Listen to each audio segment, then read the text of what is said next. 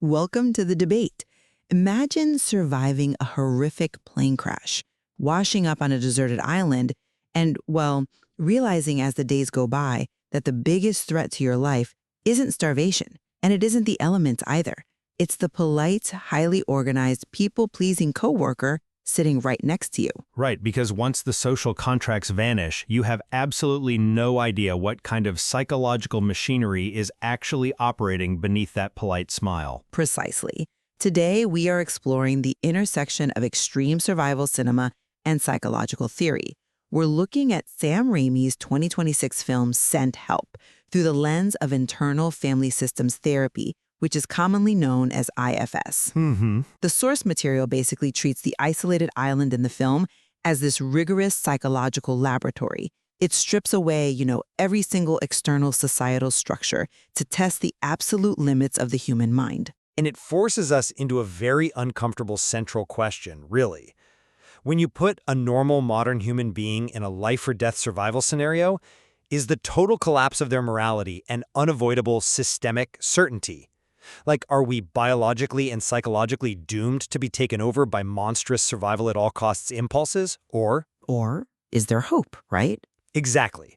Or, despite the horror, is it genuinely viable for a person to retain a compassionate, rational self? I'll state right up front where I land on this. I argue that the film ultimately proves that monstrous behavior is a failure of internal regulation. It is not an absolute biological inevitability.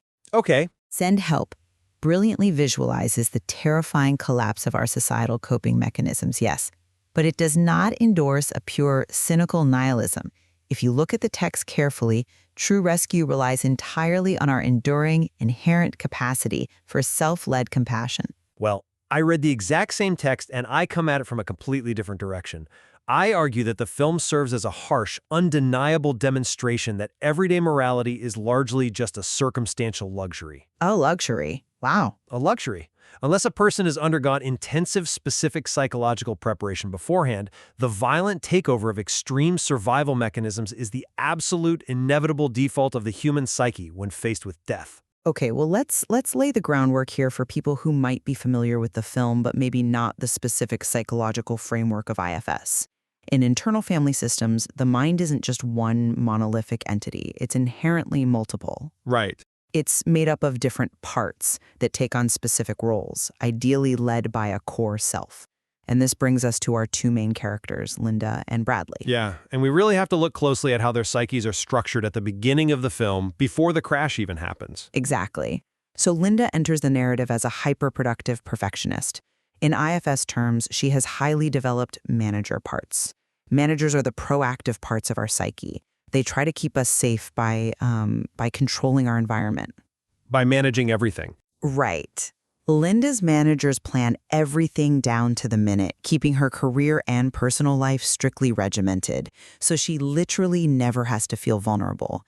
Now, Bradley, on the other hand, his managers are entirely focused on people-pleasing. He's the chameleon. Yes, he is endlessly adaptable. His internal system keeps him safe by ensuring everyone around him is happy and comfortable, so he never faces rejection. And let's be clear here, in modern society, these manager parts are incredibly rewarded. They make Linda a CEO and Bradley a beloved figure in his community. They are functioning optimally in a civilized context.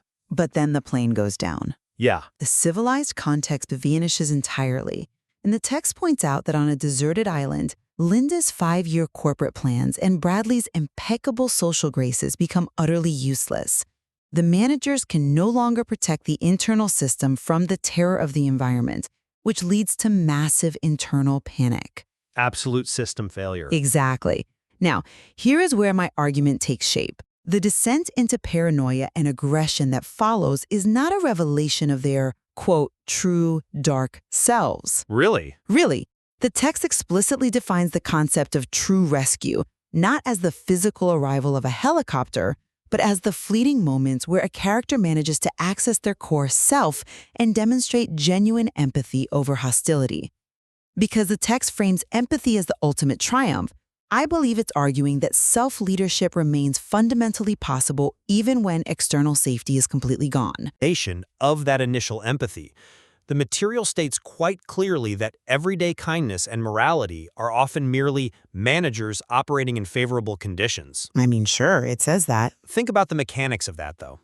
When conditions turn unfavorable, those managers don't just struggle to adapt, they experience a catastrophic system failure. And what rushes in to fill that void? What takes over when the managers fail? The firefighters. Wait, let me make sure we're clarifying this for the listener, because the leap from manager to fireflyer is where Raimi's horror elements really kick into high gear. Oh, absolutely. So in IFS, firefighters are the reactive parts of the psyche. They activate when the system is in sudden, mortal danger or overwhelming emotional pain. In normal life, a firefighter might look like binge drinking after a traumatic event, or suddenly snapping at your spouse. Just totally reactive behavior. Exactly. They extinguish the immediate pain by any means necessary. But on the island, the pain is the literal threat of death. These firefighters don't care about ethics, they don't care about your long-term reputation, and they certainly don't care about politeness. Their sole directive is biological survival. And Raimi visualizes this takeover in incredibly disturbing, visceral ways. He does. The violent transformations we see on screen represent a concept called extreme blending. The firefighters entirely hijack the brain's executive functioning. The text warns that anyone who hasn't done rigorous internal preparation will be hijacked by these firefighters. So, becoming a monster isn't a glitch in the system, it is the inescapable biological default for an average, untrained human mind in extreme peril. Okay, I understand your framing, but I would argue that you are conflating the behavioral mechanism with the foundational essence of the human mind. How so? You're suggesting morality is entirely circumstantial, that it only exists when the weather is nice. Let me offer a different way to visualize this. Think of a sophisticated artificial intelligence system.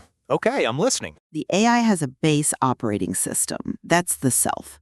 In IFS, the self is characterized by what they call the 8 C's: calm, clarity, compassion, curiosity, confidence, courage, creativity, and connectedness. That is the base code of human consciousness. Right. Now, the managers, Linda's perfectionism, Bradley's people-pleasing, those are like the algorithmic safety guardrails programmed on top to navigate specific social platforms. When the plane crashes, it's like a massive hack. It disables the guardrails. The superficial coping mechanisms are gone. But just because the guardrails fail doesn't mean the base operating system ceases to exist. But does the base operating system actually have power? It has to. If kindness were only a circumstantial manager, like a temporary guardrail, how could the text position compassion, capital C compassion, as the profound underlying cure to the island's horrors? Because it's an ideal. But wait, when Bradley spares Wynn that in the third act, he isn't using a manager. He is accessing his core self. The foundation must inherently remain intact beneath the panic, just waiting to be accessed. I simply don't accept that the foundation is accessible during the hurricane. The flaw in your AI analogy is that it assumes the base operating system can just boot up whenever it wants. But an operating system requires a stable power source. It requires an environment that isn't actively melting the servers. That's a bit extreme. Is it? The text highlights the near-total absence of self-energy throughout the entire second act of the film. Well, yeah, because they are in shock. Because the environment forces the psychological system into a state of absolute, unyielding panic. For the untrained mind, which Linda and Bradley represent, there is no reinforced foundation of calm and clarity to fall back on. When faced with literal death, the system's executive leadership is violently seized by those firefighters. Seized, yes, but Why? Because the firefighters' singular purpose is to extinguish the terror of dying. In that moment of extreme blending, compassion isn't a foundation. To the hijacked primal brain, compassion is a fatal liability.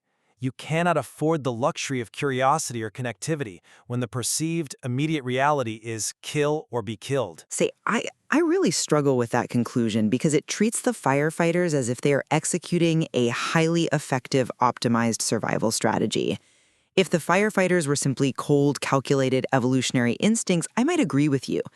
But look at how Raimi actually directs these sequences. Okay. He doesn't show us Jason Bourne executing tactical survival maneuvers. He visualizes these inner urges as bizarre, horrifying actions, intense paranoia, and literal hallucinations. Which is exactly how severe trauma manifests. But it's madness. The characters operate under this terrifying, warped logic of, if I don't control every single coconut on this beach, you will murder me.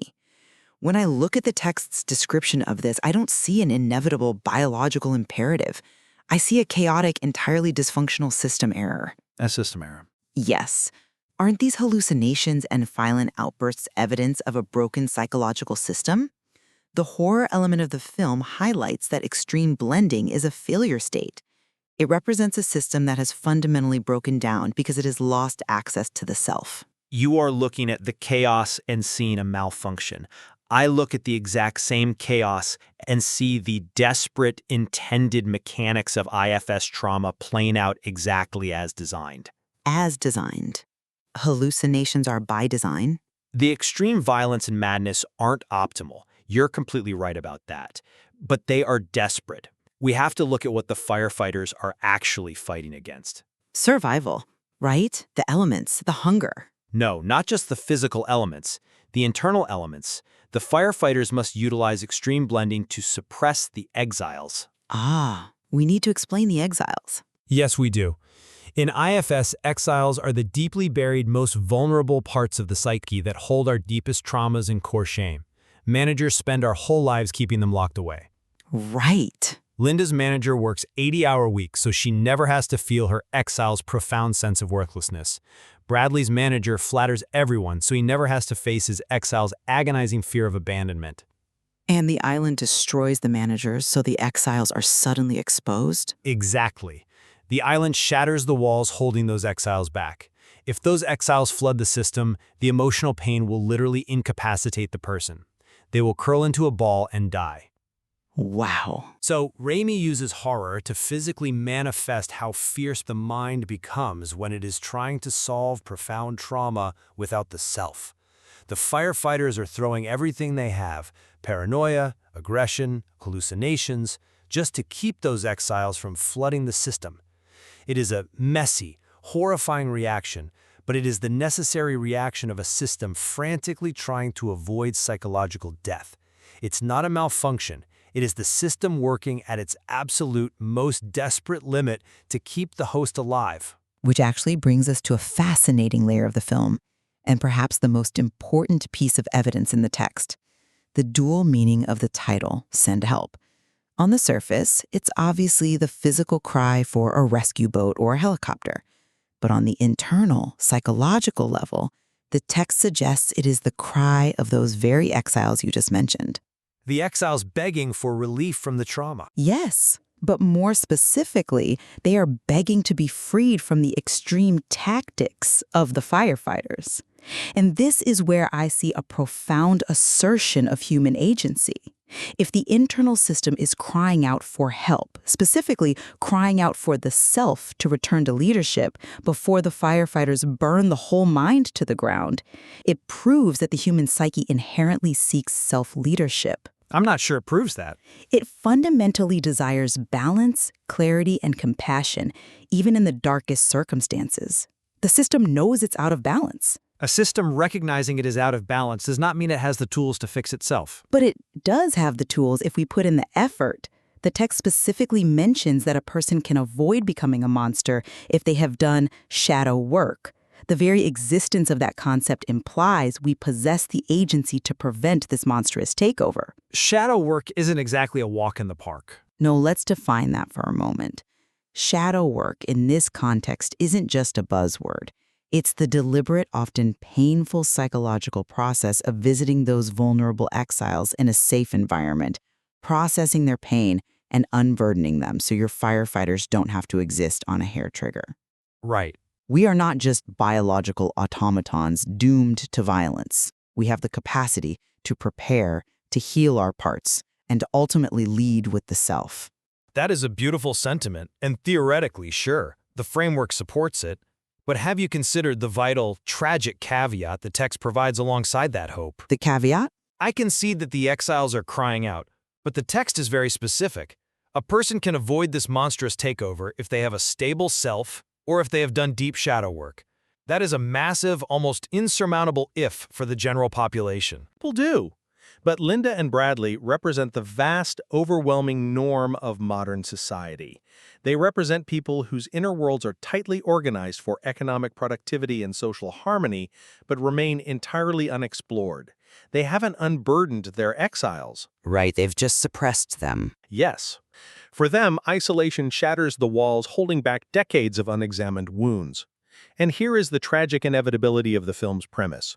Without that rare prerequisite shadow work, the cry of the exiles is the exact catalyst that triggers the firefighters to take over the body. So you view the title Send Help not as a path to salvation, but as a trigger? Absolutely. The text uses that specific, terrifying imagery, taking over the body. The cry of the exile isn't a beacon that miraculously summons the self. It is the alarm bell that unleashes the monster. The inevitability of becoming violent applies precisely to the standard, untrained human condition depicted in the film. You can't build a foundation in the middle of a hurricane. If you haven't built it before the storm hits, you are going to be swept away. It is a genuinely sobering thought. But I still maintain that the overarching narrative of the source material arcs towards something more redemptive. You think so? I do. When we synthesize what Send Help is doing, yes, it meticulously and brutally strips away the polite masks of society. It forces us to look at the frantic, violent fighter-fighters operating just beneath our skin. But its ultimate psychological message is one of enduring hope. I just don't see the hope. Well, the text concludes that true rescue is the moment a character can step back from the blinding panic, and view their perceived enemy with genuine self-led compassion. The fact that Bradley achieves this even for a moment proves that self-leadership is not just a myth of civilization. It is a resilient core, a base operating system that can survive even the harshest psychological laboratories. And to synthesize my view, I believe the film operates as a stark, unforgiving warning to the audience rather than a message of hope. By revealing that our everyday kindness and social grace are often just fair-weather managers, the text underscores a terrifying reality about how fragile we are. Fragile, yes. When the environment turns hostile, an untrained mind will inevitably default to extreme, monstrous survival mechanisms to protect its most vulnerable exiled fears. The capacity for compassion might exist in a textbook, but the film demonstrates how quickly and thoroughly it is annihilated by the primal instinct to simply survive the day. It really does highlight the immense value of analyzing genre films, especially survival thrillers like Raimi's, through rigorous psychological frameworks. I mean, applying internal family systems to a horror narrative completely changes how you view the scares. Oh, totally. It transforms what could easily be dismissed as visceral, surface-level horror into a profound commentary on the human condition. It forces us to stop judging the characters and instead ask what we are really made of when the lights go out. It certainly does. We invite everyone listening to dive into the source material themselves. Think about the film, but also consider your own internal system. How might your own internal managers and firefighters react under that kind of unimaginable pressure? Yeah, because when the storm finally hits and the guardrails of society blow away, you have to ask yourself, what exactly is running your programming? And will it be enough to keep the monsters at bay? A question worth sitting with. Thank you for joining us on The Debate.